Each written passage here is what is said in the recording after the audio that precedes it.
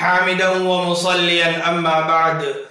نبی اکرم صلی اللہ علیہ وسلم نے فرمایا لا یؤمن احدکم حتی یحب لأخیہ ما یحب لنفسہ، کہ آپ میں سے کوئی شخص مومن نہیں ہو سکتا یہاں تک کہ وہ اپنے بھائی کے لیے وہی پسند کرے جو اپنے لیے پسند کرتا ہے۔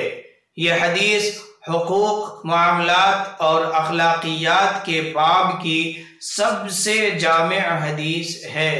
کوئی انسان نہیں چاہتا کہ اس کا مال کوئی ضائع کرے، اس کا حق دبائے، اس کو کوئی ذلیل اور رسوا کرے۔ تو جس طرح اپنے لیے ان چیزوں کو ناپسند کرتا ہے تو وہ اپنے بھائی کے لیے، دوسرے کے لیے بھی ان چیزوں کو ناپسند کرے۔ وہ کسی کا حق ضائع نہ کرے، کسی کا مال ناحق نہ کھائے، اور ایسے ہی کسی کو ذلیل اور رسوا نہ کرے۔ یہ حدیث ان 4 احادیث میں سے ہے کہ جن پر اسلام کا، ایمان کا دار و مدار ہے۔ وہ 4 احادیث کہ جن پر اسلام کا، ایمان کا دار و مدار ہے وہ یہ ہیں۔ نمبر 1، انما الاعمال بالنیات، کہ تمام اعمال کا دار و مدار نیتوں پر ہے۔ نمبر 2، من حسن اسلام المرء ترکہ ما لا یعنی، آدمی کے اسلام کی خوبی میں سے ہے کہ وہ لا یعنی اور بے فائدہ کاموں اور باتوں کو چھوڑ دے۔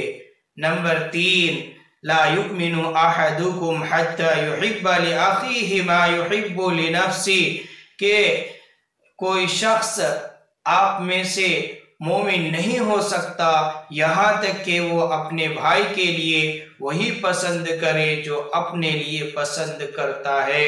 نمبر 4، الحلال بین والحرام بین، کہ حرام بھی واضح ہے اور حلال بھی واضح ہیں، اور ان کے درمیان کچھ مشتبہ امور ہیں، مشتبہ چیزیں ہیں۔ اللہ تبارک و تعالی ہم سب کو مکمل دین پر عمل کرنے کی توفیق عنایت فرمائے، اور جو چیز اپنے لیے پسند کرتے ہیں وہ اپنے بھائی کے لیے بھی پسند کرنے کی توفیق عنایت فرمائے۔ آمین۔